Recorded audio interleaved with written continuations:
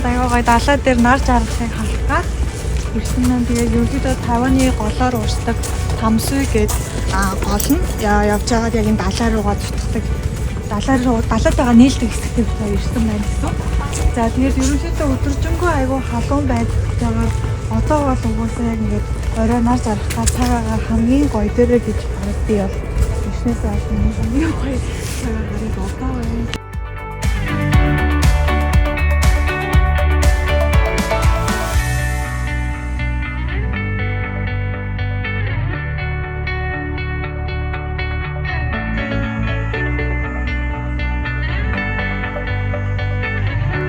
Тайваны 3 дахь хамгийн урт гол болох Тамсуй гол нь урсаж ирээд энд буюу Тайваны хоолой цуцгаж нийлдэг. Тайваны хоолой нь Хятад болон Тайваны тусгаарлаж байгаа хэсэг гэж ойлгож болно. За тэгээд бит хоёр далай дээр нар жаргахыг харчаад Тамсуйн хуучин гудамж гэж нэрлэдэг хэсэг буюу ойролцоох шөнийн захаар нь орсон.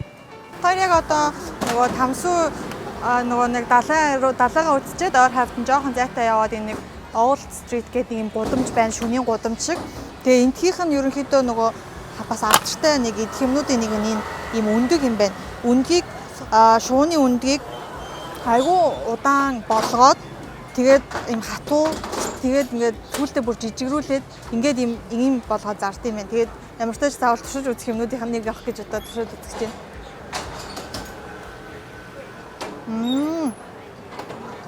Зүгээр тансан өндөг байна. Үгүй зөв гаднах нь юм хад шүж үзгөө. Гол нь яагаад онцлог гэхээр зүгээр чансан өндөг байгаа ч зүгээр л өндөг байна. Яг хөө зүгээр юм боор болохоор арай сонирхолтой. Тэгээд удаан чандаг. Тэгээд чанах тусмаа илүү ингээд жижигхэн болоод агшдаг гэдгээрээ онцлог юм шиг байна. Гоё хөөрхөн амттай байна.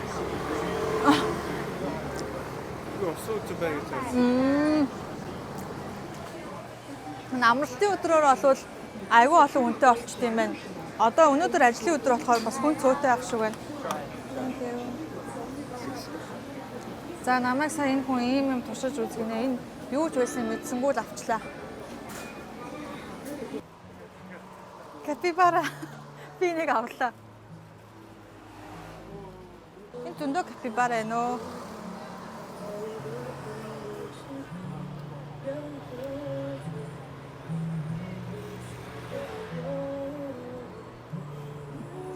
Энэ бүр дээр 3 дахь капибара ч угаасаа нөгөө бидээ давхарлаж яваад хүүхдүүдэд зөөгдөд юм л чинь. Энэ хөрхөө энэний нусын таттай.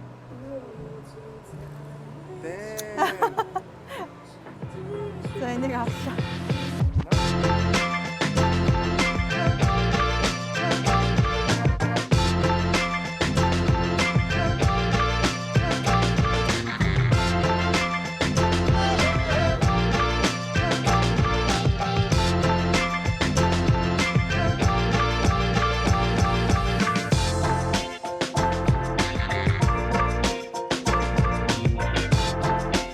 Ер нь шөнийн захууд бол Тайваны соёлын нэг хэсэг гэж хэлж болно.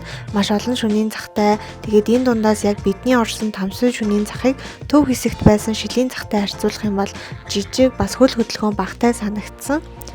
Энэ шөнийн захад яг энэ хавийн нэрийн гэж болох үз чанаад хатааж болгосон өндөг маш олон газар зарагдчихсан бол шилийн захад энэ амттан төдийлөн олж хараагүй гэх мэтчлэн шөнийн захууд нь өөр өөрийн гэсэн онцлогтой байсан таалагдсан. Айгу урт French fries байна. Авч идэх юм уу? Хоёлоо уваач. Багцаараа юм уу тий? Багцаараа. Ахом. Би сая. Би гол ганцаараа багч. Хоёлоо уваач. За. Сүгөө хаад. Соос гэж. Мөнгө төгрөгөө мадалж байгаа юм шүү дээ. Яа. Ой.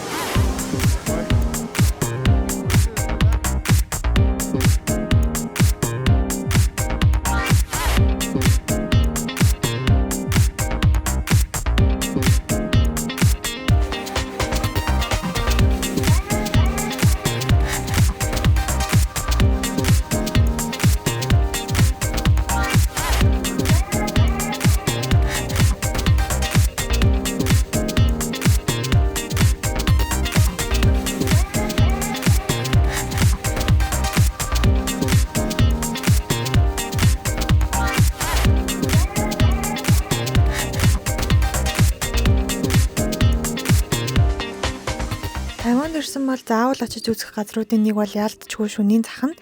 Энд гудамжны хоолны соёл өндөр хөгжснөөс гадна хувцас хэрэглэл, тоглоом, караоке гэх мэтчлэн хийж үзэх маш олон зүйл байгаа.